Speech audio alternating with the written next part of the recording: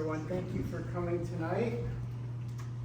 We have a fairly straightforward agenda for this evening's meeting. Danielle, if we may start with the roll call, please. Jeff Penzine, Here. Neil Laughlin, Here. David Newbill, Here. Lynn Shane, Yes, ma'am. Jim Christopher,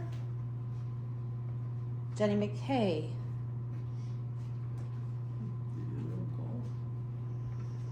I sound like various emails. Did you get Angela?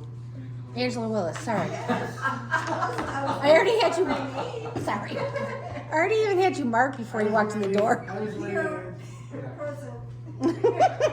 Thank you. I think. All right, so looking first to today's agenda. Hopefully everyone had a chance to review that. If there are no questions or changes, I would entertain a motion to approve. I make the motion we approve today's agenda for May 28, 24.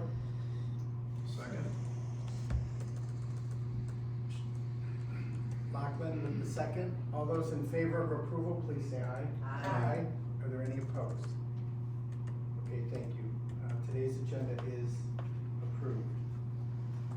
Next, reviewing the minutes from our last, I believe it was a scheduled meeting. Or was it a We special? changed the date. We just changed the date. Okay. Because of the public hearing. Yeah. Correct, thank you.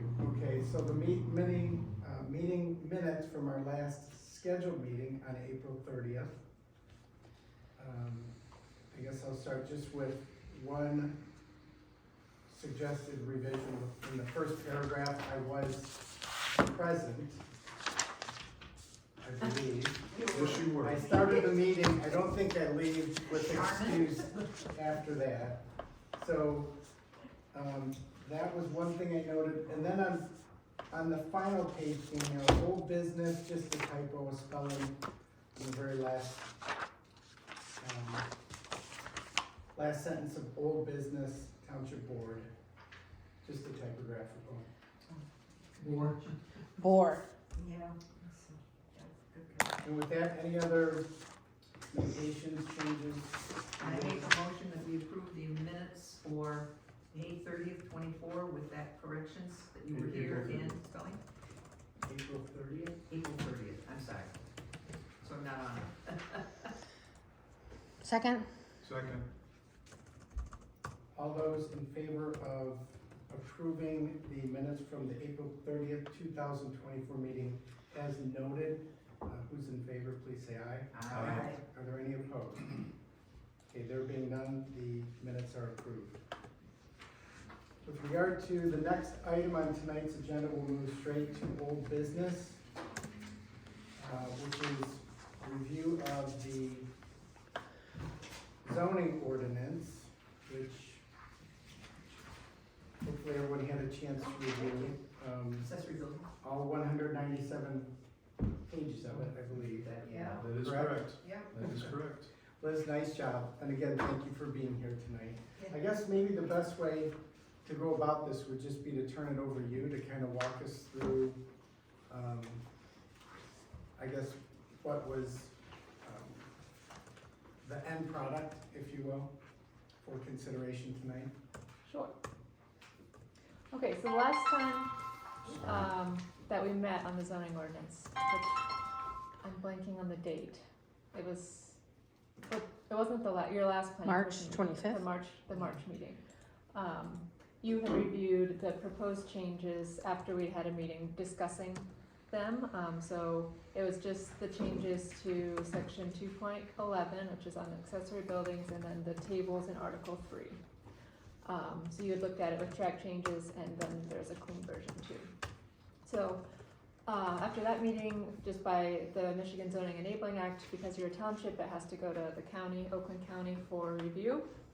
So we sent it to Oakland County, and their planner, Steve Cree, sent back, Scott, thank you,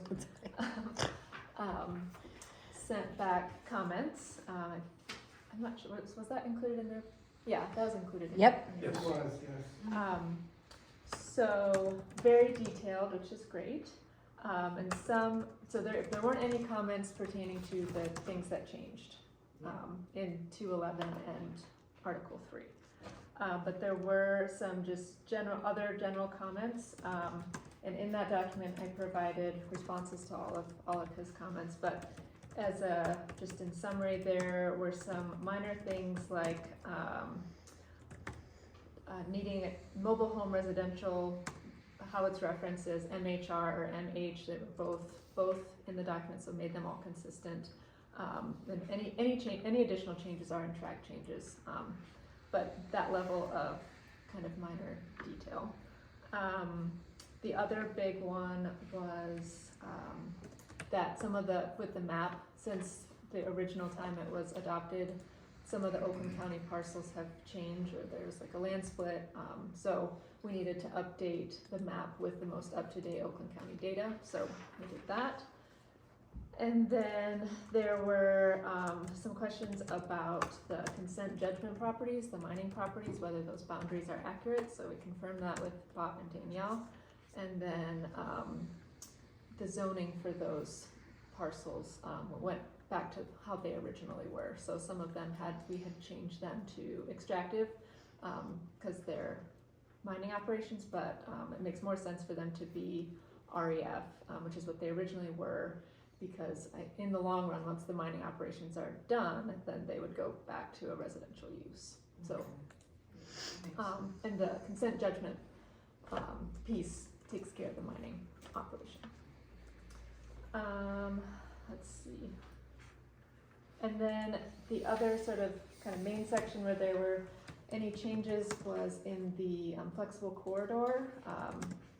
Scott had some questions about how it was written, so we added some definitions.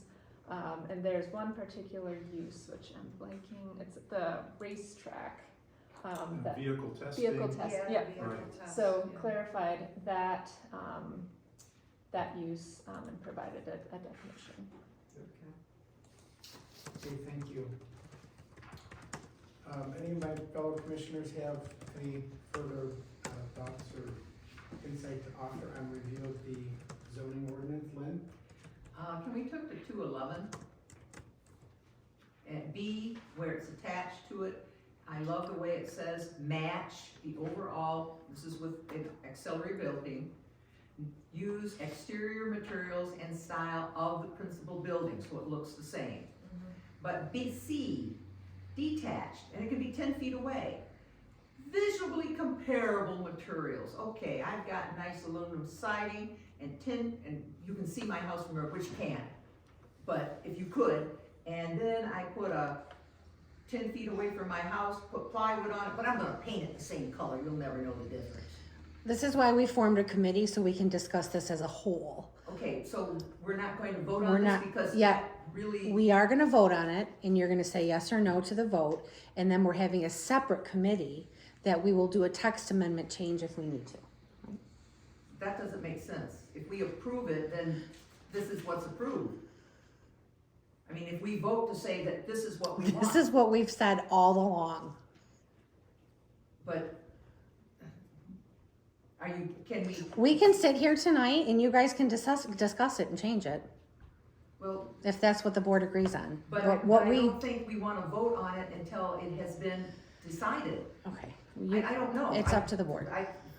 Well, I mean, it's like the presidential, well, we'll vote them in and then, oh, well, let's look at something else. Well, remember what the concept was. We wanted to originally get it back to what it was originally, just for consistency purposes. And it then is. What the plan was for the committee was for us to convene and have continuous improvement, like what you suggest, as well as the suggestion I'm about to make here soon. So I think that, I agree with Danielle.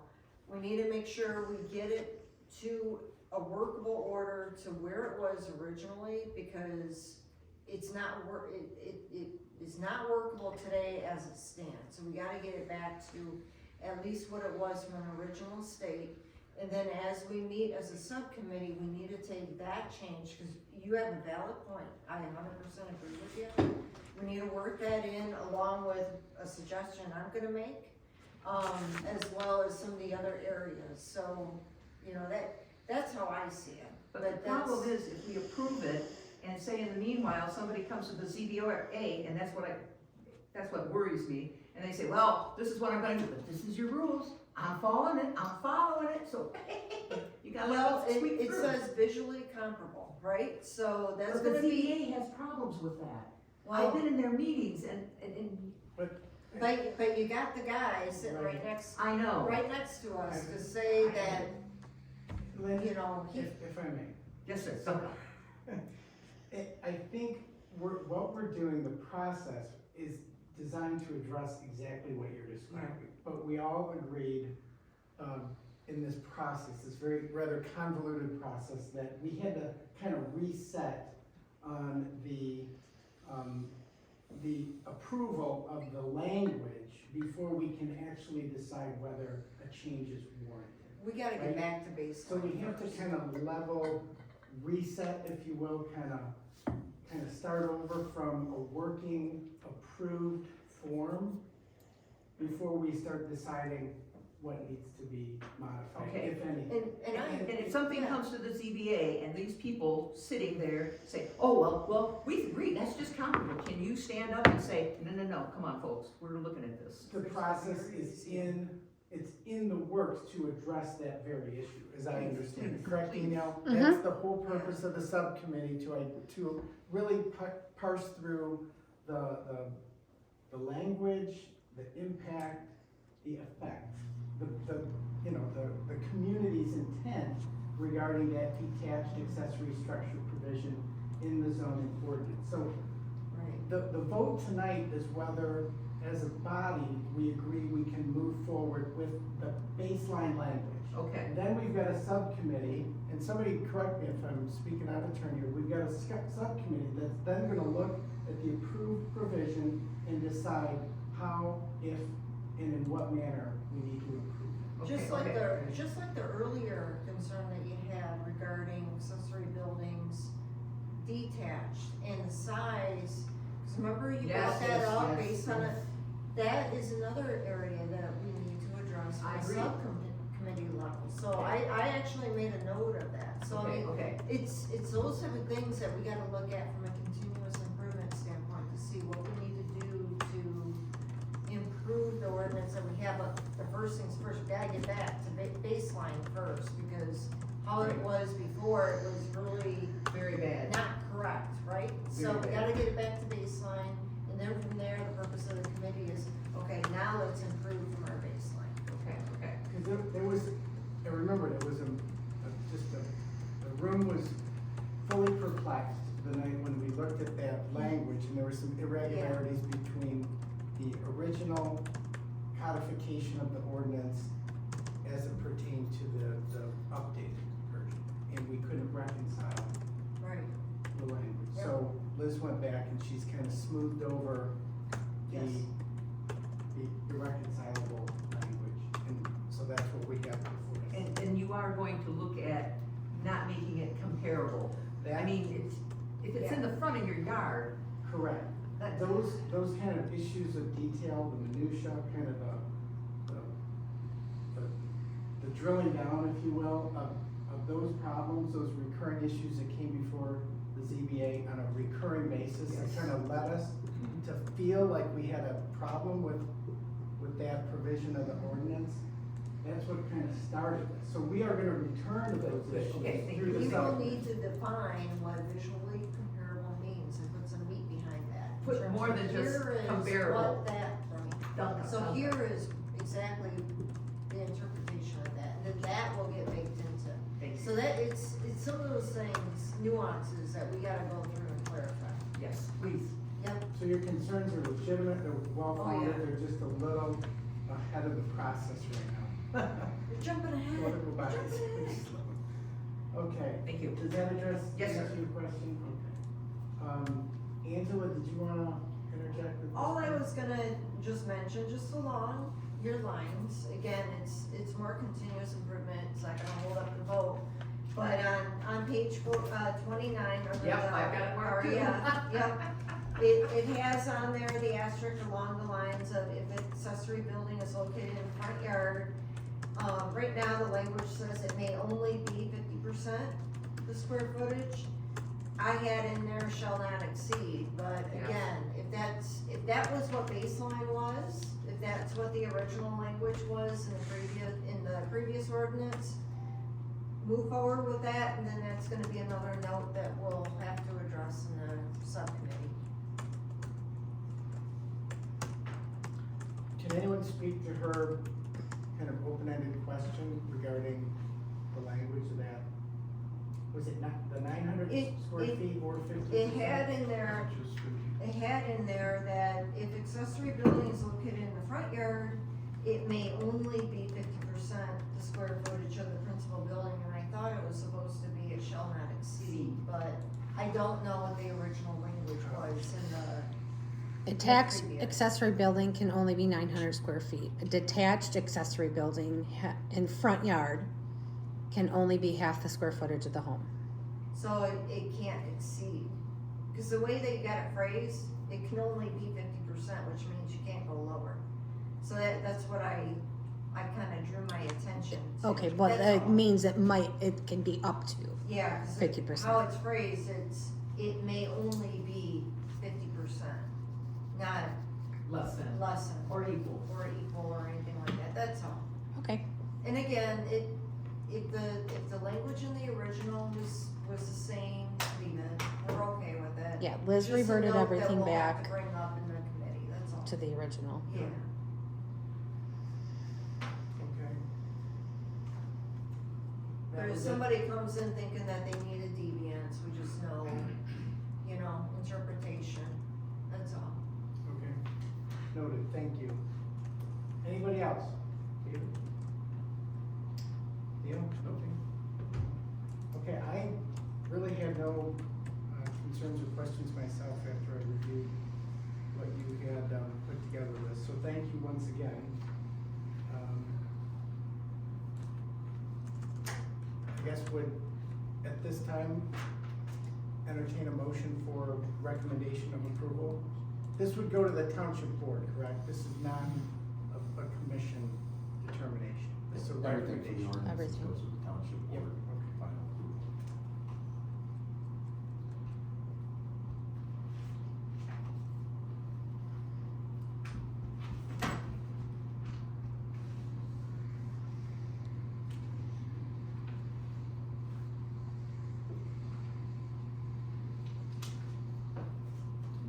So, got it? I was just gonna, Under site plans? Give all the practical to it. It's not listed here either. I make a motion to, accept the zoning ordinance as written, It's presented, yeah. as presented.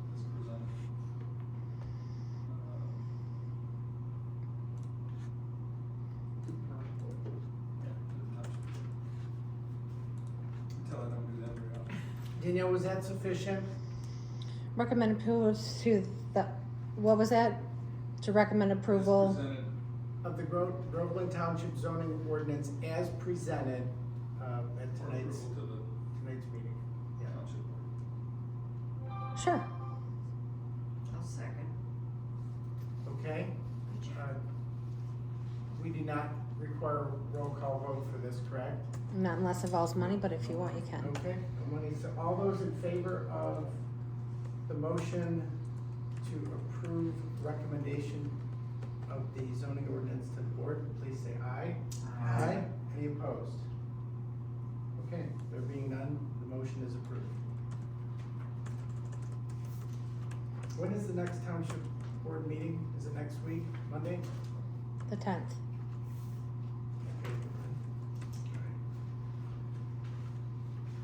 Okay, next on tonight's agenda, new business. A discussion of the battery proposal, I don't know what to even call it. Just call it a I'm battery. thankful in moments like this, I'm surrounded by engineering minds, let's put it that way.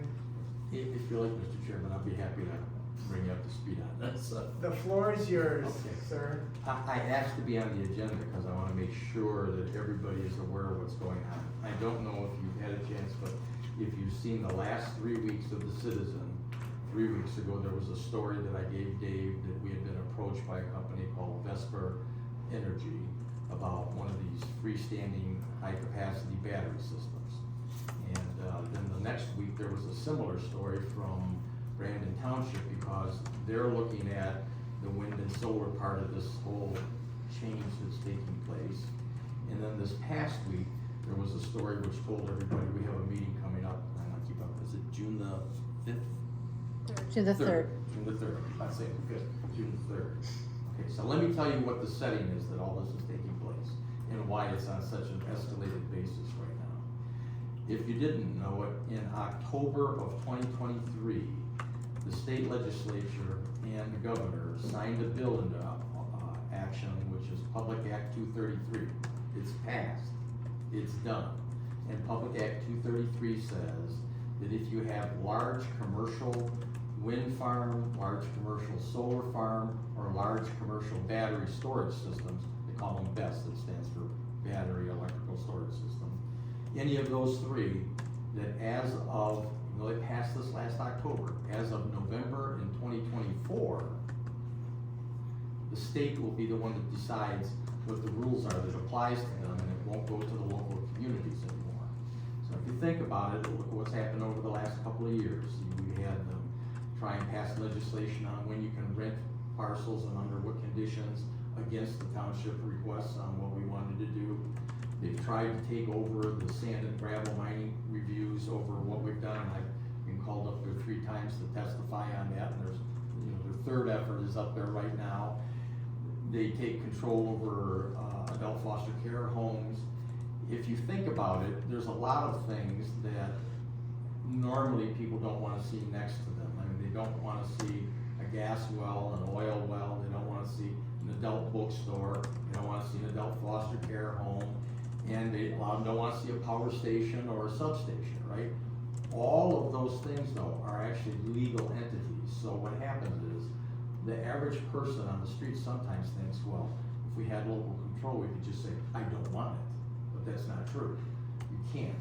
You can put restrictions and controls on it, which the reason we have all the mining sites here is because it's where the sand and gravel is, but almost all of them, except for 2, I think, were originally done with consent decrees so that you could limit hours of operation, all roads, where the routes were and that type of thing, to have them less of an impact on a community.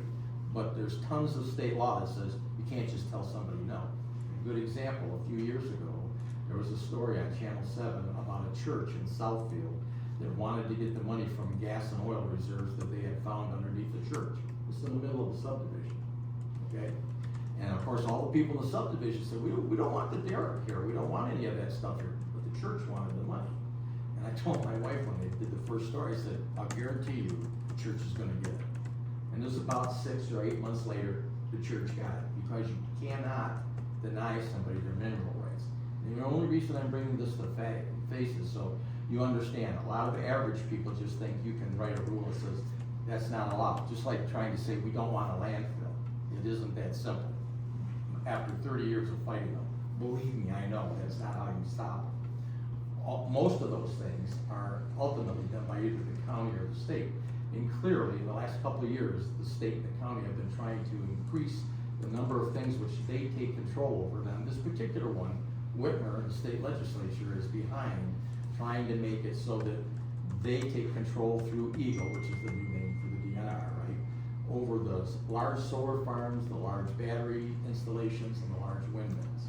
Now, there is a group of people, and I applaud them for trying this, because there's a group of people that you may have seen some of them going around. There was a story in the Citizen this last weekend trying to get a petition going to see if they can force it back to say that they have to go to the local municipalities for final clearance rather than directly to the state, which right now, the law, Public Act 233 from last October, is saying November of 24, that's how it is, period. And after that, we don't really have diddly squat to say about it, okay? This group is trying to get it forced with a number of petitions, and I just read the story online that said they don't have enough signatures yet, but they're hopeful of getting it. And the story on the press from the group that's doing these petitions said their intent is to try and get it on the 2026 ballot. So what that tells you, and that's, if their story is accurate, if nothing happens, we are going to be subject to whatever the rules are that the state puts in place on November this year, okay? Now, this is kind of hard to believe, but it seems like sometimes the left hand and the right hand of Eagle don't seem to have any idea what's going on. I have had Danielle and Laura helping me pull up different stories we've gotten and articles about different programs, and it turns out that Eagle actually put an outright grant program to try and stimulate communities accepting wind, solar, or battery type systems. And they base it on the amount of capacity that the system has for how much money you can get. Well, while all this has been going on in the background, unbeknownst to me about probably 4 weeks ago, I think is when I saw most of it, a company called Vesper Energy, which is headquartered, I think, down in Texas, called me up and said, Bob, we're from Vesper Energy, and we'd like to talk to you about a battery installation and explain to you what it is. So I came into the office, and I think, Danielle, you were in there with me when we were talking to them, the two representatives from it. And they said, we have purchased an option on a piece of property in your township. And when they told me where I was first, I said, I think that's actually in Holly, isn't it? And I gave me the idea, we checked it. No, it's just barely in Groveland. It's literally the last piece, okay? And so they purchased the property with an option to buy it. They leased it with an option to buy it. The parcel is 62 acres of wooded property. Nobody lives on it. If you look at the parcel on one side, it butts up to the ITC, the big high tension power lines that go through the township, the one that's on our property, runs down through the south end. And you know, if you look at that, it kind of comes from the, I think, the west side of the state along the bottom of ways, and then it comes up and goes way up north somewhere. This company, and their explanation said, we have to find a high tension corridor line like that is not 100% utilized. Because what we do is put these storage batteries, the gigantic lithium batteries, in containers, sized cabinets. We put them in and tie them into the utilities line, the ITC line, and then we buy electricity off of them when the demand is low and the electricity is cheap, and we store it in these batteries. And then when they need peak demand for air conditioning and stuff and they can't make enough, we sell it back to them at a higher price, okay? So what they're doing is kind of fully utilizing the capacity of the lines that they're tied into, which essentially should most likely preclude some need for power plants and that type of thing going down the road, because I think a power plant takes 10 or 15 years to get licensed, approved, and built. These batteries can be done in a few months, okay? So they said, we'd like to do this on this piece of property, and so they showed me a drawing that they done a preliminary site plan. I said, I kind of see what you're doing. You're buying it cheap, selling it back to them at high capacity, it saves them putting a plant in. And that's when we started researching it and found out that the state had already written this law last October. It takes effect in November. If Vesper Energy decides to wait till November, they can apply directly to Eagle for the permit to put this in, and they don't have to tell us jack, okay? And we don't have the right to say anything. Coincidentally, Eagle put out this grant program that said for a capacity battery system like the one they want to put in, which is, their stated request was for 300 megawatts, okay, would generate a $1.5 million payment to the township. It's not like if you all compete for it, they got money, and whoever uses up, I think it was it 30 million, I think, at Yes. the beginning. It's Max. on a rolling schedule, you get it. So, Laura and I said, let's call them and find out if anybody's doing it. Now, about a week ago, when we called them and said, has anybody got it for a large capacity battery? Because I've gone to the supervisors' lunches and asked, and nobody has one of these in Oakland County right now. And they said, no, you're the first one that's asked for a battery system. There might be some for solar or wind, but nobody's asked for a battery system. So I'm sitting there thinking like, And I looked at the lot they had, and I will say this, if we were going to put one of these in Groveland Township, they probably picked the piece of property that would be the best from our perspective to put it in, because one, it's 62 acres of wooded property, has nobody living on it. One side butts right up to I-75. The other side looks like it has another huge piece of property on the other side of the ITC line, which I think is empty. On the opposite side of it, it actually butts up to a piece of property that is over by the, what's the name of that church? The River Church? Okay, and the River Church sold some property to two guys that came into me a few months ago and said, we want to put a mining operation in, and the piece they bought was partially in Springfield and partially in Groveland, okay? So I know they're in the process of trying to get that license. So you have a piece of property now that would be 62 acres, wooded property, nobody living on it, large empty land on one side, freeway on another side, and what's probably going to be a gravel pit on this side. And on the other edge of it, opposite the freeway, is where it actually borders Springfield Township. So I told the people at the OCAT's lunch last month, before this month's meeting, and so that Laura Moreau in Springfield would know, I got a request for this, has anybody had it? I understand there's some money available, I'd like to know, you know, if anybody's done anything on it. And all of a sudden, no, none of us have seen anything. Okay, then as we check, we find out there doesn't appear to be any in Oakland County at all. And very few, none probably this size yet, in Michigan. But I did tell Laura, and then I texted her later and said, hey, we've set up a meeting on June the 5th, right? Third. See, I still do the 5th. June the 3rd, for the people from Vesper to come in and do a public awareness of here's what our system is. And they said it's about an hour-long presentation, and then we leave about an hour so people ask questions, we try and answer for them. So I wanted to make sure nobody thought, well, somebody's trying to hustle this through and slam dunk it. I'm not. I went to the Citizen and told them when I got approached. They did a story on it. I went back and had them do the story that they just did on saying that we got a meeting coming up. I have a video currently running on Facebook right after the video that's on for the latest one on what's going on in the township and the roads and stuff. Immediately followed by a short video explaining what I'm telling you right now. So we have gone out of our way to make sure that anybody that wants to see it will be able to. We're also trying to, I don't know if you were able to do it while it's done this afternoon, but we're setting up another meeting because I had contacted two people at the beginning of this.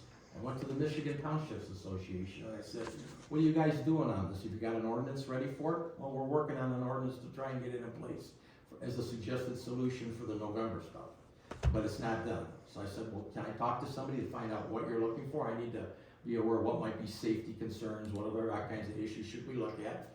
And they gave me the lawyer, which happens to be, I think, the same law firm we use when we have to double check some logistics issue like doing the tech park. And I spoke to the attorney and she said, well, I have kind of a draft of an ordinance, but we're not done with it, but I can send you what I have. And she sent it to me.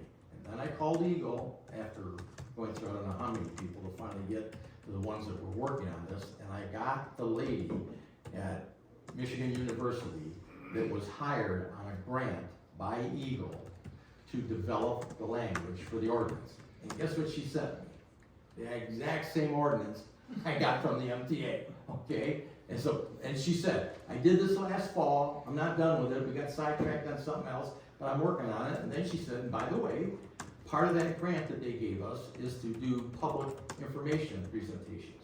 I said, hey, great, can we get you to do one? So I don't know if we got I don't think we had the date. We're hoping for the 12th. Yeah, She we're trying to hasn't get a responded date back to me. because she was out of town doing somebody else's. And when she got back, she didn't get my message until she actually got back in the office, so I can't do it today or tomorrow, but we'll get a date from her. And when we do, we'll put it out on the sign so that people will also know there's an opportunity. But she said, we're shooting for June the 12th.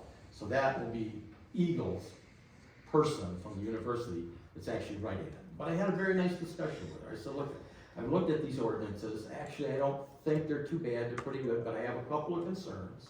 And my biggest concern was from public safety issues. So I said, one of the things they talked about in the early cases were that they had originally required all of them to be fenced in with 6 or 7 foot fences. And then I think 3 rows of wire at the top.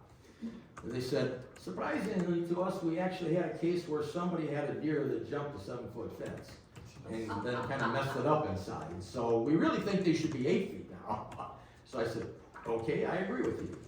And then they put some dimensions on what they wanted, 50 foot from a road frontage for some access. They suggested, I believe, 300 feet from the nearest home. And then they indicated that the maximum plume, and I'll explain that in a minute, might be 600 feet. And that's because one of the things you look at is there a potential for contamination here? And she said, the early systems, there were some, because they get runaway thermal activity like a car will in an accident. So if you've ever talked to Chief Mason about what happens when you get an electric car like a Tesla and it starts on fire, sometimes exactly what happens. You just stand back and let it burn until it goes out. I saw them take a car and actually push it into the lake, and it still burned in the water. And the reason is the lithium is self-oxygenating for it, so you can't put it out. And actually, if you look at the NFP, the National Fire Protection Code, which I had Kevin pull up, and he's talked to some chiefs, and I had him go through it, he said, I agree with what they said. Basically, the message is, if it gets to a runaway fire, you just stand back at a safe distance and let it burn, okay? The distance for the 600 feet, I think, is the number that this representative from the University of Michigan felt would be the maximum plume exposure you would have if the thing was burning as it dissipates into the air. And apparently the only real concern over contaminants is these lithium batteries are like a gel battery you might buy for your car or your cell phone or anything. The electrolyte in them is a gel, it's not a liquid. So she said, the reason we tell them don't spray them is if you hose it down and it leaks out, then you have to clean up the contaminated soils. So these companies put all of these in a large shipping container size cabinet with its own heating and cooling and its own alarm system on it. But if it actually gets a runaway system where they can't shut it down and stop it from burning, the chore is to try and isolate that cell, because these come in multiple boxes, so that it can't get to the next one, and you stand back a safe distance and you let it burn. So I said, well, my concern is if you're saying it could go 600 feet, I don't want it 300 feet next to somebody's house. I wouldn't want it that close to mine. So I roughed out an ordinance where we took some and I said, let's change this and say a couple of things, because they indicate that maybe it could be on 2 or 3 acres, I think. And I said, I don't think so. I want it far enough away that nobody can be exposed to it. So I said, the piece of property you have, Vesper, is 62 acres. I will try and facilitate making this work for your installation without opening up a Pandora's box to everything else, because I want a farther distance from the homes. I don't think 300 feet is close enough. You have 62 acres. You can move that site a little bit north on the property towards I-75, and you can get it about 800 feet at least from anybody's house. And their response has been very positive. Yeah, I think we could do that. I'll have the guy draw up a new site plan for you. So anything that I've asked has been okay, and they made a point of saying, you know, we train your fire department on it so they know what to do, but Chief Mason's already looked at the NFP code for those types of units and agrees with what it is. And I said, and then of course the gal from the university said, you know, you need to train them periodically because people change. I know that. I was gonna ask you to do it every year. She said, oh, good, okay. And they agreed to that. I said, not only that, but because this borders Springfield, if this was somebody else next to my township, I would want them to make sure my fire department got trained too. So I want you to train not just mine, but Springfield's. I did text Laura before she left a couple of days ago for a trip, I think to Maine, and said, if you wanna go to this session on the 5th, you're welcome to come. I said, and she said, well, I can't, but can you just bring me up to speed after it's done? I said, sure. We have a pretty good working relationship because we've both been involved in this guy that wants to do the mining next to that site. And I brought up a couple of points I don't think Laura was familiar with, and I said, all right, I'll get her some draft language from what I did for Stall Rocks, where we made them include in the consent decree, we can never turn this into a landfill. Which the guy that wants to do the mine said, I have no problem with it. That's good, because it's the only way I'm doing it. Okay. So we want to get this done, and the reason we want to get it done is if we can get the language for this installation in place and come to an agreement, we should have a very high probability of getting $1.5 million from Eagle on being the first ones to do it. And the manufacturer Vesper also, in their process, pays based on the size of the unit, and they say you get another $600,000 now. To a little township like Groveland, 2.1 million bucks is a lot of money. And I wouldn't say just do it because of the money. I wanna put the extra restrictions in for how far it has to be from a house and the safety measures that we're looking for, and put it on a larger lot. If we don't do this, November, they will go to the state and they don't have to tell us jack did. Now, what if they agree to all these ideas and it sounds good, and then November hits, and they just say, we were just blowing you smoke? They probably could, I think, if they did, they'd probably have to say cancel it and get out of it. But I can tell you, I have talked to them a number of times now. They are anxious, I think, to be able to say to their management, we actually went to a community and they worked with us. We made some changes to what they required, and they seem doable. So, it's not in writing yet, but so far, it all looks doable. And I think it's a feather in their cap to be able to say, well, we worked with the community instead of just fighting them off. But you can bet if we turn them down, what would you do? I'll wait another month, I'll go to the state, and then I won't even tell you what I'm doing. Right, just wait them out, do it however. Yeah, So and you won't get any money, kaboom, how's that? how does the state law reconcile with local ordinance when it comes to these types of issues? It Are says- we talking about preemption? Absolutely, it says you either do it by our rules or write a compatible ordinance that has our rules, or you can't do it. So if we don't speak on this subject, then We get whatever we get. okay. So We that- we gotta have something that is not over the top Yeah. either, because it can overrule that too, so it's gotta be within reason in terms of what they have been working on from the state law. Because it's basically public utilities. If that was the case, the first time they wanted to add a power station or something, and I'm not saying that this particular installation will necessarily solve our electric problems in Groveland, but we do have a severe shortage of electricity. Well, that's what I was gonna ask, is Well, the what tech kind part of- has been a problem. I had, What kind of commitment though are you getting from DTE by allowing them to come in and do this? it's actually Because- ITC that owns the corridor grid. They separated all those big corridor lines from the utility companies as separate assets. So it's from ITC, which is going to probably sell it along the line to whoever ends up tapping into it. But shouldn't we be also fighting for some kind of discount for the Groveland residents? Well, too? I did say, I happen to have several acres directly under that very same ITC line, 2.5 miles north of where you are, on the township tech property, and I went to consumers, that's who's there, consumers, and said, can't we put one of these in on our tech park? I could put it at the end of the corridor, away from everybody, and then run a switching station of some sort to be able to provide power. But they said, no, we won't do it, and so I'll tell you what the bottom line is. The normal contacts at consumer are gonna give you a cut and dried answer. The only way you'll ever break that envelope is if we hire somebody like Matt Danaskas, who helped us get the easement behind Consumers Power, Okay. and tell him, if you can twist their arm enough to get us some power, can we use it for something like that? But I'm just telling you, we're not gonna get that resolved in the next month or two, because I've already been poking around on it. No, I get that, but I mean, ultimately, it should be a goal for the residents to get some kind of discount as a benefit for having something like that. I don't know that you get a discount from it, but I'd be tickled pink if it somehow it translated into making more capacity Or available. even just doing something as simple as putting an investment in for underground lines. I mean, instead Yeah, of but I getting don't think them they'll on do that poles. because Vesper doesn't do that. No, They do have to put I underground, get it, yeah. but they, But you know, again, they're a part of the whole circle, right? But you're- So, well, the circle was deliberately broken into parts several years ago when DTE, that I think owned that corridor, said, well, we're gonna divest ourselves of that, and they set up a company called ITC, and all that corridor belongs to ITC. So they're run completely separate from the utility companies. The utility company, I'm sure, actually has to somehow buy that service off of them. I'm not saying what you want doesn't make sense.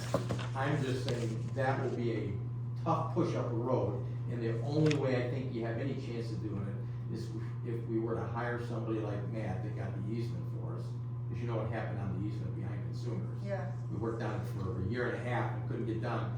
I heard Matt Danaskis, and he came back after a week and said, it's okay. So, we'll continue with Yeah. the questions, but,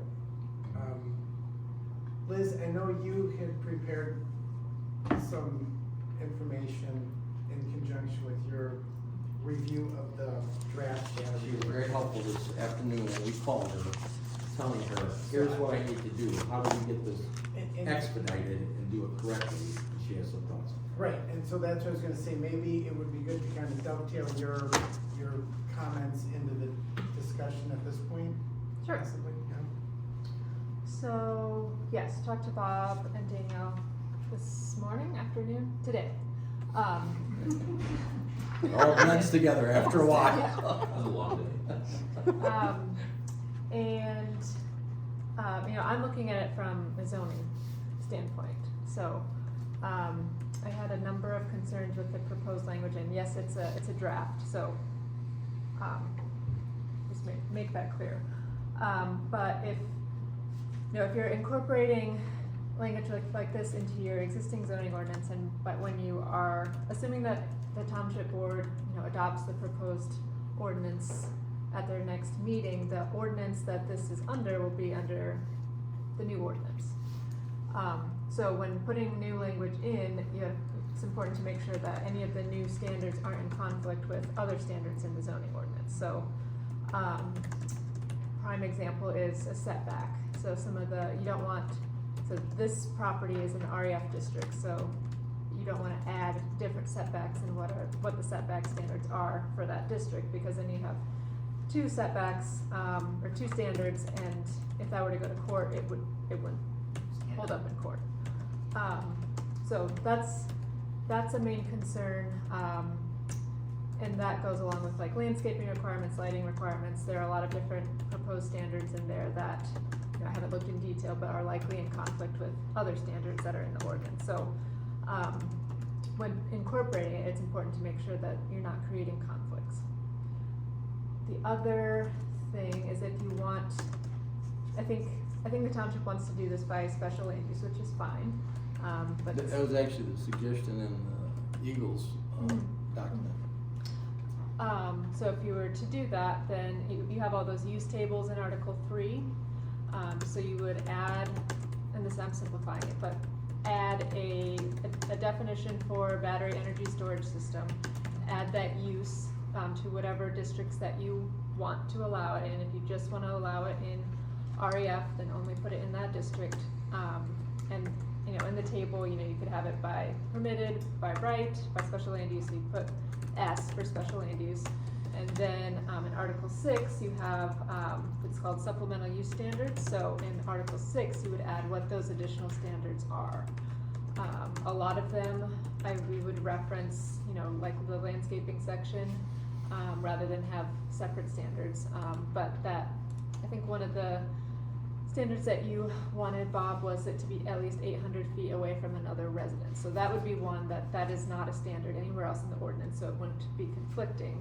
So that could be something, but that's sort of how it would, administratively work in the zoning ordinance.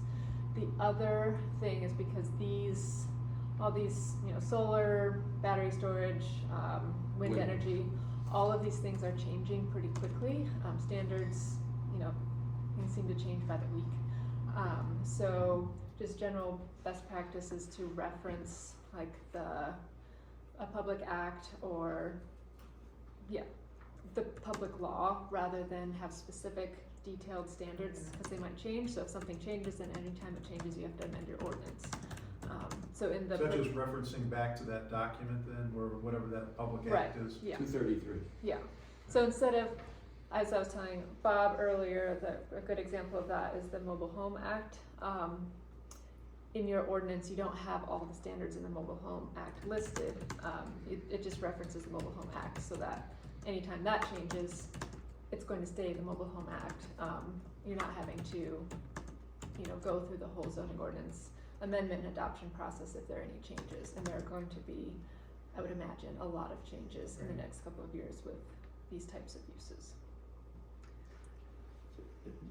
the reason for today's discussion is, I wanted to make sure all of you were aware of it, and if you haven't seen the video, you can watch it. It's basically what I gave you in a little shorter version. But it's a short time frame. For us to be successful on this, we have to have language drafted with enough time for the normal notification processes and the effective dates to take effect. And it has to be in so that the applicant, if we do this, has the ability to get a document from us that says, as of this date, pre-September 29, your site plan has been approved as long as you get your other necessary permits. So, for example, when I first called Eagle, they said, you need a air, water, and soil erosion permit. And I said, well, I understand soil erosion. Anytime you do construction, you gotta put that plastic screening around so it doesn't wash away, right? I said, but I'm having a hard time understanding what the air and water permits are for. He's not manufacturing something where you add something to it. The air and the water is the heating and cooling system like you would have in your house, you know what I mean? It's set up for one of these boxes. And they never answer because you find out that all these people in the Eagle group kind of are on their own little island and not real good. So I think the gal that we have coming in from the university that was hired specifically for it can probably give us the best guidance. But I wanted to have Liz draft something up and set up a timeline so we know what it is.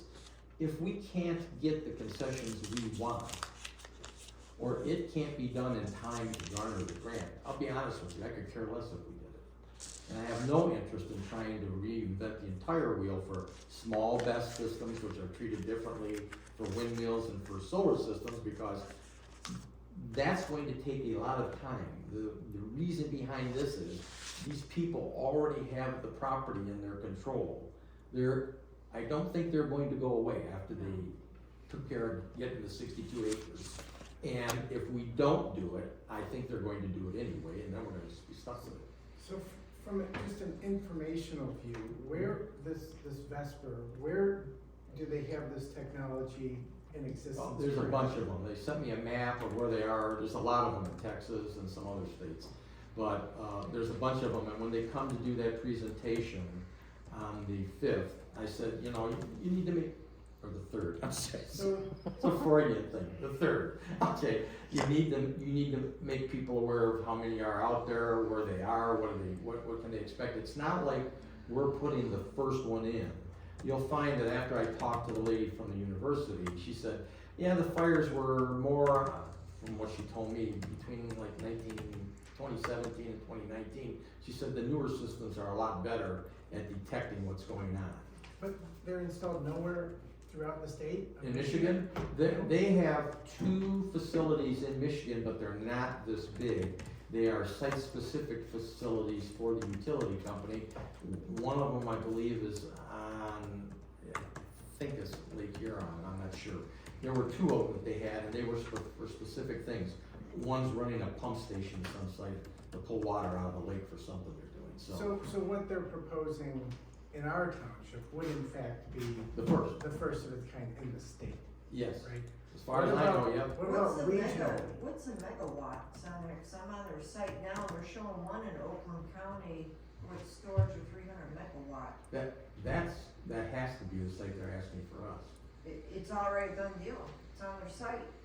Well, that might, maybe that's. It's called the Woodson Energy Storage. Woodson is the name they used on the other 2 sites that they have, but I didn't think they were 300 No, megawatts. there's Woodson Energy Storage that's in Oakland County, and they're not giving specifics on where. Mhm. And then there's another one in Van Buren County called Gypsum Peak.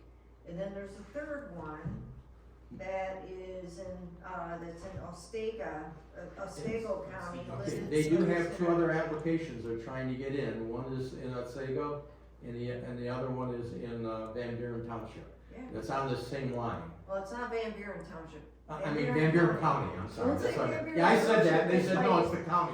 My parents are from there. Yeah, just so you know. there are 3 sites that they've been working Yeah. on here. Yeah, 'cause it's on their site as. Well, I'd be curious if it's the other 2 he said he's working on, but I don't believe any of those 3 are us in the state yet. So you said the presentation from Eagle is June 3rd? and that's- No, the one from Vesper Is June is June 3rd, where they'll talk about the technology for about an hour, and then they try to answer questions for about an hour. And the, one that we're shooting for the 12th? 12th. Okay, see, I'll get it right. For the 12th will hopefully be the gal from the university that has been hired by Eagle to write the ordinance. I missed And I've had several conversations with her. She's actually, once I got to her, she was really quite helpful and informative on stuff. But until then, it was like yelling into the cave of the winds. What my concern would be is along the lines of venting. So I've been, what? venting. So I've been in the industry for battery on the automotive side, especially lithium. And the problem you run into is cooling and, like you said, thermal runaway when it comes to lithium batteries. Yep. The big thing that they're doing right now is they're putting ventilation systems in the containerization itself to minimize or prevent that from happening in terms of thermal runaway. But the problem is getting back to your water and air permits is And that might be what they you needed, I are don't know. going to be getting, so I've got more questions along the lines of what are you using for cooling fluids, or are you using a traditional coolant, or are you using immersive cooling fluids, which is a totally different chemistry, things of that nature, and are you venting Good these questions. boxes?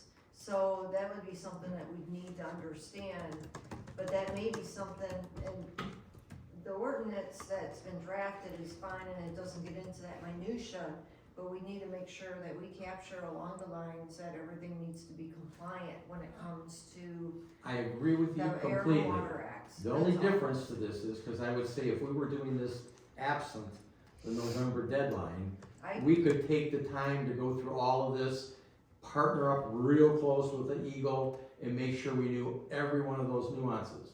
The difference is going to be if we don't get some extra protections that we want in by September, we are going to have zero input on what happens in November. And I'm okay with that, but why can't we have them in this meeting so we can go through and vet out these questions? Well, we can't, Right. Vesper's gonna be in that meeting, yeah. No, I mean, Oh, this meeting? This meeting. Have them come in here and 'Cause the- answer our questions so we can go through and firm I up this think that's fine. ordinance. Is Yeah, That way we that's can fine. get it done by And September. is the grant availability, is it only if there is passage of an ordinance at the local level before? You have to have, the applicant has to have an approved site plan ready to go. It doesn't have to be built, And this- because you don't get the money until part of it is after they start construction, and part of it is So after it's we completed and turned got up. plenty of time to get them in here So, to, and I appreciate that, but this was all written into the law that passed in October? Last year, yes. And was the grant provision built into the law? I have no idea, because I only found out about the grant I recently, don't and think so. I can't Reading the understand. legislature, there was no indication of grant money that was associated with that. Why would you write a That's- grant that's deadline is September 29th, Right. when the new law takes effect November 29th? Yeah, but I think they're still, even though they seem to be linked, they're not linked. They're not. Right. Can I give you guys some history? Probably in the late 90s, Bob came and made it very clear to us when we were looking at the zoning. He said, you know, you can have really bad zoning areas. We have to have a site for everything. We have to think ahead. And that's why we fixed the And dirty so book, or that's why- adult bookstore. The- Yes, and it was the bookstores that you were so upset with. So we did pick a little spot that they could put it, just in the township. So there's no way they can say, well, you don't have it, so we can put it where we That's right. want. This is, I think, kind of the same thing. It is. If we don't give it to them, or not, I'm not saying that we do, but if we don't, the state's gonna come and say, hey, I'm gonna put it right by your house. That's okay. I think the questions you bring up, Angela, And I- are perfect to ask them, I'm and I'm not- sure they'll come to a I'm meeting. not against putting it over there, but I'm willing to get it done by September, but on the same token, I don't wanna be running blind, and then we do have an issue where, yes, indeed, they're venting, Well, and we're taking a blind eye. again, I've left several messages to the gal I spoke to once at the EPA that said, can you tell me why do we need She's air not quality? gonna know. They're not gonna know. But they're the ones You that gotta are get telling them the- that they Yeah, should be able to say, They're not gonna because know. they're venting hydrogen from the battery I'm or telling you, something. Bob, they're not gonna know, they're running blind on this like They are. everybody else on that side of the house. You Yeah. gotta get them in here for us to ask the right questions. And I think to Vesper figure will that do out. that because they've got a bunch of these installations across the country, so I'm sure You're they can gonna answer have- those questions. And I have, Absolutely. that's why I asked them to come in the 3rd. It's the first date they could get here, okay? And the opportunity that we're trying to get with the gal from the university is as quick as we can get her here. But I have no problem with Yeah, them. but I would And say they'll come in for a meeting. bring them into this forum, you know, in terms of, we have a meeting every month. There's no reason why we can't, But Bring them June, into it's that. in the end of the month, I get that, but you so got we need to until go to the September. 3rd. That's Well, what we it's need. conceivable. No, Well, that's conceivable, whatever we have, we might have to have a special meeting on the date or something, get it done in time for the publication of the time lapse between things take effect, if we end up doing this. But like I said, if I can't get something back from them in writing that says, I heard what you asked for, Bob, we'll address those issues, and we're agreeing to those, and here's the new site plan, and the people that do the grant say, yes, there is a slot open for you still, because when I called, they said, nobody has made application for a best system yeah, yet, okay? I would say, full speed ahead, how do we get these questions answered, and how do we get it done? Yeah. And do whatever we have to make that happen, it's a lot of money. oh, yeah. But if they won't do that, or if they change their mind and say they won't do it, or we can't get an answer to a question, then I guess the alternative is we say we don't do it, we just pray to God that in November it isn't a complete catastrophe.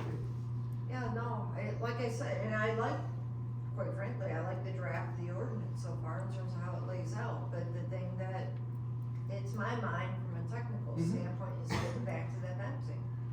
And that could be a big issue if they don't, and also too, the other, caveat of that too is, the one thing with these large scale operations is pushing to make sure that they have on-site first responder, response. Not Mhm. reliant on the fire department. No, And- they already said, we have our own first response team on 24-hour notice. That's good. They will be on site within 30 minutes, to which Yeah. Chief said, "Oh, I'm gonna beat all your people there." I said, yeah, I know. And then the second suggestion he made is, I said, how do we have them notify you so you know you've gotta go? He said, I think the system that triggers the alarm for your response team should simultaneously replace a 911 call, because Yeah. that's how the fire department gets Yep. everything logged in. Seems swift, and that's what they said they do. Now, Okay. different topic, what about the liability of the site, right? So let's say they do have a thermal event, chemicals get dumped, contaminate the soil, They gotta clean that up. the way I hear this, they're leasing the property With an option to buy. with an option to buy, but if they're leasing it and decide, well, we made a mess, I guess we're pulling out of Yeah, there. Actually, there's a lot of language that talks about taking one of these sites down in the draft ordinances too, so I think they're I gonna. read through it, Yeah. and again, the materials that are in the batteries and whatnot, what if these guys just go bankrupt one day, pull up stakes and leave? Who's liable for that site? They have to post a bond. surety, a bond amount. I think it actually says surety, not a bond. I think it says surety. Before they start building. Yeah, they have to, a certain amount and it decreases over time, but they have to have money on. It's like On record for 25% cleaning it up. at operation and 100% at 10 years of operation. You know, I look at that and I think, what happens if something bad happens? The beginning and that. Yeah, and they pull up, some companies Again, go broke. Those are good questions to ask them. I would encourage them. I just ask you to keep in mind the difference between this and some other scenarios I is, know. if we say, I want A, B, C, D, E, F, G, and absolutely all of it or nothing at all, and they say, okay, nothing at all, we'll see you in November, you're gonna get what you're gonna get. I just. That's the only reason for trying to move forward on this, I But I is to think- get the I money. feel better if they own the site versus leasing the site. Leasing the site just begs, we don't have confidence in what we're doing. Yeah, well, And they we can did pull get an stakes option to buy, and I think they leased Well, it to I'm- get I'm it on just saying, record That's first. to their advantage, Mhm. but if you're leasing it, knowing something could go wrong, and we don't wanna get stuck with the site cleanup, oh, we're out of here. Yeah, That I'd be was- surprised if they're that fly by night though, they've got a No, lot of they're- installations. I mean, looking at them, they're a big enough company, it's a big so I company. don't, it would shock me if they're not willing to answer those type of questions. Okay. I would agree. And if they aren't willing to answer those type of questions, take a pass and see what happens, that's how I see it, but they should be I mean, they look like a big enough company where they should be I would be more than willing to take the hard nose and say, if you can't give us what we're looking for, we don't wanna do it. With the exception that we might be getting something significantly better anyway than the state's getting. Yeah. And I don't wanna bite our nose to spite our face and say, well, we told them hell no, and they said, great, see you November 29th. We'll let you know what we're doing. We're not asking That's the for- difference. And we're not asking for restrictions right now, we're just No, posing no, but questions. I have That's all. posed 2 or 3 of these things to them, and every time I've said that to them, they said, yeah, we don't think that's a problem, I got them working on a new Yeah. design for you. And then So as maybe- long as they're cooperative and willing to put in writing what they Questions say, already for other. yeah, Right. I'm sure they've answered them for Yeah. other people too. Does he have some sort of lease agreement with the person he's leasing it from? He says we already have the lease option with an option to buy it. Does That's that what he said. entail like you can't leave your, No, I'm, again, those are good because questions. it will fall back But on I've the seen this landlord. stuff. I just worry, the company's got this kind of money, and they're leasing it from a guy that's got this kind of money. And they He's pull not up- gonna be able to do They anything, pull up right. stakes and leave all this stuff, and this guy just can't do it. And that would be a bigger worry if it was a brand new company that nobody knew about and they didn't have any. I cannot believe that the same questions we're asking right now are not the ones that have been asked before, all the other systems they put in. Sure, I would imagine. Lynn? On the 3rd, what time is it and what time is it? 5:30 to 7:30 at Station 1 on Dixie. Okay.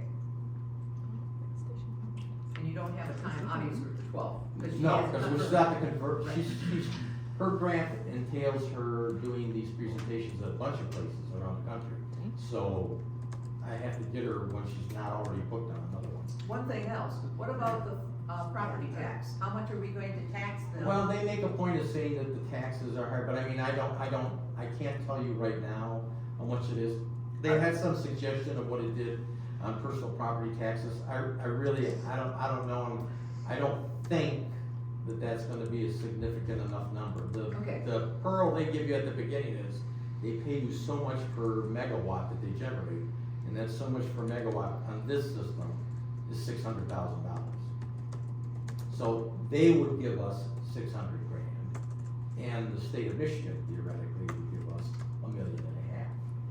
Now, I don't know about you, but that's 2 years operating budget for the whole damn township, Yeah. Bob, 2.5. if you can, or maybe Liz, if you know, where can I, maybe my fellow commissioners, learn more about this grant program? Because We can give you the link on it. That's how I found out. Link? Yeah, there was a message they sent, I You're looking think you for got it? it right, yeah. Okay. I have the link, I'll send it out. Right, okay, Okay. good, wonderful. Liz, do you have any, personal experience with these types of issues, other than just reviewing? By the way, before I ask that question, who is, this may be speak my ignorance, who is John Janelle? Mike. Principal at the plant. Like Angelo. Angeli, he's the principal planner, partner at Beckett Rader. And it used to be our plant. Thank you, okay. So, to my question, any prior experience with these types of questions, or? Dealt some with, solar and wind, but not with Not BESS? not BESS. And John hasn't specifically dealt with them either. Almost everything you'll read will be Solar and wind right now, I'd Yeah. say. It's And I pretty, think the novelty, at least viscerally, is kind of my kind of pause, because I do think it's like informational desire. Like, Mhm. I don't know enough about the technology to really speak on the pros and cons of it, but I don't know. And I also personally, I don't like things that are filled with exigence of time, like you have to act by a certain date or be lost, that. It's not Vesper that's saying I have to ask that fast, No, just I so you know. know. They just came and said, we lease this Which is property with why- option to buy, we wanna do this, we wanna talk to you about it. But Bob, that's exactly why I'm Right. citing back to the grant, so Mhm. I can better understand why that deadline's in place, given. And it's probably more like Angela said, I because think the it's left and just- the right hand of the eagle doesn't know I what's think going the on. September date is based on when that bill actually goes into effect, is what that September date is. I But don't if think there's no it's- nexus between the passage of the law and the grant program, No. then where does that derive from? You know what I'm saying? I think they're aligned, I think it's just a coincidence that grant money just happens to fall. They may have put that in there just as a It's a not, reconciliation for passing the law to begin with and saying, okay, well, we're gonna line up this grant money. You see what I'm saying, but it may not necessarily be, But I can it's tell not, you, it can't be directly tied to Because you're with legislation. the calls I made and the poking around that the three of us have done for the last 3 or 4 weeks, I don't believe anybody there knows what the hell they're actually doing half the time. I had to call just to, what is it we do and what are we supposed to be looking at? And can you tell me that? referring to who? To Eagle, to find out what kind of permits do you need, why do you need them, and you'll call them frequently and you They can't don't get an have answer the back. right folks on there, Yeah. unfortunately. The one Pearl is the gal from the university, has been very responsive, but she is out a lot, so sometimes you call her and she's gone on one of her trips for this stuff, and she comes back in 2 or 3 days. So, I honestly, I hate to say it, but I think Andrew's right, I don't think the left hand knew too much what the right one was doing. Or it wouldn't have been so hard to get all this. You would think they would have put out a package that says, here's what's happening on this legislation that takes back pace in November. Here's some advance warning in order to try and encourage communities to do it, what we're looking for, and here's the kind of money you might want to garner. But I asked the supervisors at the luncheon the last 2 times, and not one of them has heard about any of it or knows anything about it. Nothing, which is virtually where I was a month ago. Nothing, okay? So if Vesper hadn't called me to say, we'd like to talk to you, why would they even been discussing it? And I can tell you there's some people that are adamant because they want this legislation to go through, which I support. Just try and put it back where it's a local zoning issue like we want with the sand and gravel. But according to the message I just read tonight on my computer, they don't have the signatures yet, and if they do get the signatures by the end of the summer, it's to go on the 26th ballot. So that means you're gonna have from November until sometime in an election cycle in 26, where it's going to be whatever the state asks for. And the questions you're asking are not surprising. If you were up in Lansing when I was testifying for the Michigan Townships Association on why we think that we should stay in control of the sand and gravel industry and what they put up, they do a really nice job, the sand and gravel guys are putting their story up there. It's just full of inaccuracies. So at the end of this is the problem. The people that are on the committee for that particular bill, and I'm sure would be the same on this, most of them left before the session was over. There was only 2 or 3 of them left. And the presentation from the sand and gravel industry said, here's all the sites in Michigan where we can't get our mining done because these townships have got us tied up in legislation.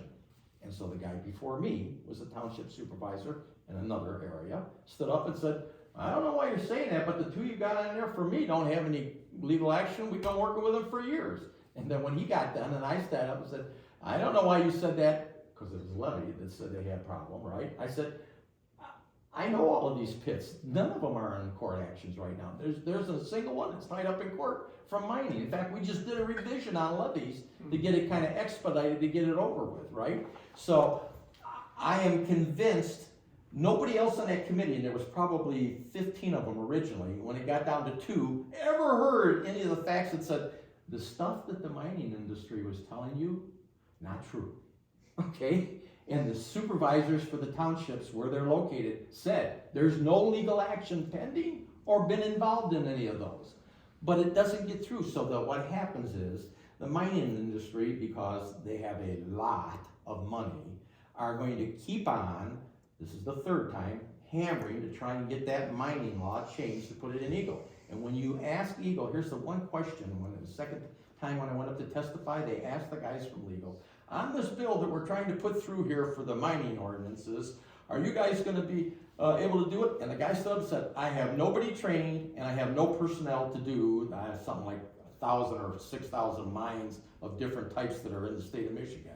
I need something like $1.5 million to get some people trained and hired to be able to do it. To which the legislator said, I don't want to hear why you can't do it. Are you going to be able to do it if we tell you you have to do it? It was a joke. Is the incentivization tied to wind and solar also? Yes. And Liz, you'd said you have experience in other communities with those issues, correct? Minimal. Have you yes. seen this grant program work in practice? Today's the first I knew about this grant program, so. It's easier if you don't have to pay it out because you didn't tell anybody they could get it. Well, I'm amused, let's just say that even you haven't heard about it, but Yeah. Angela? So can we do this too? Bob, can you ask Vesper if they can bring in, and I don't think there'd be any issue in terms of confidentiality, but could they bring in, what they have proposed within the state of Texas, because that's where they They have a really bunch of them there, steam yeah. to, especially along the lines of the ones that are equivalent to what they plan on, what they're proposing for Groveland Township. So I'm looking in particular like Red Hollow, Nazareth, but if they can bring in their proposals from Texas in terms of how they're accommodating from a land use concept, safety concept, things of that nature. I'm I sure they'll think be that happy would to be do that, but something to see. Yeah, Remind me, Right, we'll they call say it's wrong. What's EJ their in the morning experience? Right, and I make mean, sure they he's on. even have a 500 megawatt storage area that they're working on called Sunscape Solar, and that's a big deal over there in Texas. And see, Yeah. but the So that difference would there be is good, probably, too. See what. that what- sounds like, cause they do solar systems Well, it's too, not here. both, But it's, they I take get the it. solar arrays and they store them in batteries But like there's- this before they just, but there's charge it just with the flat out energy storage, 550 megawatt, Yep. and that's no solar. So that's over in Brazoria County, so that's the Aldrin energy storage, so I would ask them. they to had bring in offered example. to take me, because at the beginning of this, I said, I and the fire chief would like to actually go and see one of these, to see Yeah. what it's like. And they said, well, okay, we'll try and set up, then he called me back, he said, well, I got it here in Texas, and there's one close to the airport. Mhm. I guess he says, I'm gonna get down to Texas, and I said, I can't stay overnight, so I gotta be back. He said, I'll get you back, and I'm guessing I would have to get up at 2 or 3 in the morning, and got back at about 2 in the morning the next day, what do you want to do? So I said, yeah, okay, let's pass on that one, right? Hey, I'll be in Austin in a couple weeks. Well, if you want, I bet you if I asked them if you could go see one, they'd be happy to If let you you. point me to one, I can always try to go from Are Austin you gonna come to the wherever. thing on the 5th? The third. Third? Yeah, because, yeah, Really? my trip isn't until the week of the 17th, so. Okay, well, when you're there, ask them. I will be surprised if they didn't say, we'd be happy to show you one, because they didn't hesitate for a Because minute. it looks like They it's just on the didn't have east one. side, but I don't know, I could probably make arrangements to get out there. I don't So the know. questions you have, I think are valid, they're good. I have to believe most of them have been asked by somebody else, because we're not the first one, this is a big company that's done a bunch of them. It's a matter of getting that info, but what I've been trying to do is, one, get the application for the grant sent here. And I think Laura's trying to get that, or it came, okay, it came. So tomorrow, I wanna rough it out and send it back to them and say, is this filled out correctly for the grant? Is there still money available for a for a storage battery system? I wanna, frankly, PYA, but all the way down, to make sure that what they've been telling me so far is in fact the fact. But I have to get started somewhere, so I'm giving you the culmination of about 4 weeks of No, getting thank bits and you. pieces to get to this. On behalf of all of us, it's appreciated. Yeah. The transparency, Thank you, sir. the heads Yeah. up is good to have. But we have some people that are adamantly just opposed to this kind of stuff. This can be, there's a lady in Ortonville who's just dead against, you can tell when she emails me, she's dead against it, you know? And it's like, this has absolutely nothing to do with Brandon. Yeah. You need to talk to them about the one they're doing. Neil, did you have any, I know you had taken some notes, anything that you wanted specifically to ask Bob before or Liz? No, the safety was my biggest concern. What happens if the site gets contaminated? What happens Yeah. if they have a thermal event? That type of thing. Lynn, David? I'm done. Ange, anything else? I think that's it, I think, it's a good job on the draft so far. I mean, I like it going through and then comparing it with the state, and then also too with what was put together. I think it's all in line. I just have more questions with the company itself. And I'm sure they've got to have had those questions because they've been around. There's a bunch of these systems out there, but they're good questions to ask. Yep. I just haven't got to the stage yet where I get a confirmation back from Eagle that says, yes, you filled this application out right, yes, the money's available, and no one else has applied for it, and you can get it if you write a special use permit or whatever. That's, I'm trying to get to that, because if you can't get that, I don't know what the reason is for spending Yeah, money. Sure, secure, sure. yeah. Danielle and I were talking before the meeting started, and she said, instead of an ordinance. Special use permit. Use a special use. Which is permit. what the draft that came from the lady at the university is the suggestion that they have. Put it as a special use permit in the zoning districts you want to allow it. And frankly, I would have, originally I was talking to him and said, can't we put it on the township property underneath the power line? I got a hunk of property there I can't really use. You could stick it there. But when they said they consumers said, we don't have any way to tie it in to get it to you and all that mumbo jumbo. I said, okay, this is gonna be another deal, like trying to get the easement from consumer. It's gonna be pushing a rope up a ladder for a while, and it's who you know and how you ask and who you twist the arm of to get it there. That's how we got the easement done, but this will be even a bigger one to do probably. But they didn't wanna move it because they already got the property tied up on this one. And then as I began to realize that they say the maximum plume spread is about 600 feet. I don't know if I have 600 feet on that strip I was looking at to be able to do that, whereas this 62 acres is way Oh, away yeah, from that's everybody. way more than. Yeah, I actually think most of the houses will be close to 1,000 feet away, and Danielle and I roughed it out. Right. So would a special use permit be enough to get the grant? Yeah, because and again, Why are before we do it, 14 we'll send it to them and pages get of their ordinance? confirmation in writing, but it's their suggestion that that's what it be done as. I mean, ultimately, you want an ordinance, so it's like if you can get Right. an ordinance done, get it done, especially before the state legislature goes into effect. And I don't wanna open Pandora's box, so I am only interested in doing it in the commercial best size, Right, which is 50 megawatts or more. yeah, you don't wanna Yeah. mess around with the residential. Because even their guidelines for the other ones are all different, and Yeah. we'd be here cranking through it for, it'd be like doing the Renaissance Festival. Okay. Yeah, Liz? like that. Liz, did you have something to add? Just wanting to clarify that the difference between an ordinance and doing it as a special use permit, so doing it as a special use permit, you're incorporating it into your zoning ordinance, which makes sense because it's a land use that Okay. has implications for neighboring property owners and township residents. So as a special land use, you can still have all those standards in there. That's what would go in the supplemental use section for the special land use. A separate ordinance would be like a township ordinance, not part of the zoning ordinance. But it wouldn't have the teeth of the other zoning standards. I mean, it does technically, but you don't, it doesn't have to go through site plan review. It doesn't have to go have a public hearing for a special land use, so it's different. So actually, a special land use would be more ideal to go through public hearing because of that? Okay, And that's what the staff of the university suggests. okay. We don't She will- anticipate having a lot of these, right? I mean, it's not like we're Actually, gonna- the way my goal is, if this one gets approved and we get the money, it'd be the last one we'll ever put in. Right. And I actually think it would be. There may be other people that wanna put smaller battery storage systems in for specific applications for some facility that needs something, Right.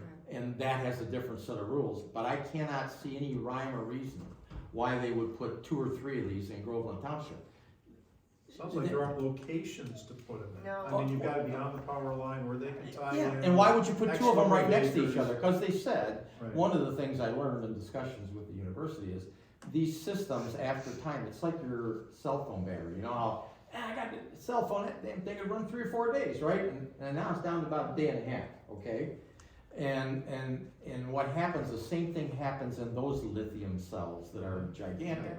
So what they say is, we want the ability, we're looking to put 300 megawatts in, because that's what they determine the line needs. But over time, we may make it 6, because those cells lose some effectiveness, and you don't throw them away, you just put another cell in to boost them up. And then I ended up reading that somewhere else and talking to some other people that said, yeah, that's pretty typical, and the state kinda said, yeah, we think that's a reasonable request, you know. Well, could they even come back and say, can we, with the 62 acres as an example, can we come back and integrate solar along with storage, Well, like many of their other projects, it looks like. I said to them, I don't have a problem, you can do your grant, or your application one of two ways. You can either build your site specific for 600 megawatts, and then stage in when you're gonna include them, or you can do 300 and come back, but when you come back and make the addition, I want another site plan in my planning commission. Yeah. So I would never condone an idea that says, I put it in and then, it's okay, now we can put solar or windmills or Right. whatever else. Right. Whole different ballgame, which is specifically why I want the special use permit only to apply to large BESS, battery electric storage systems, Okay, period. okay. So it's very specific, okay, yeah, 'cause looking at Technically, it, Chief the Mason's majority of the building one for projects- his house out of some little batteries he's got in solar Well- cells, cause he's a survivalist, you know what I mean, but. Yeah. Definitely a good launch into the I don't know, the world of BESS.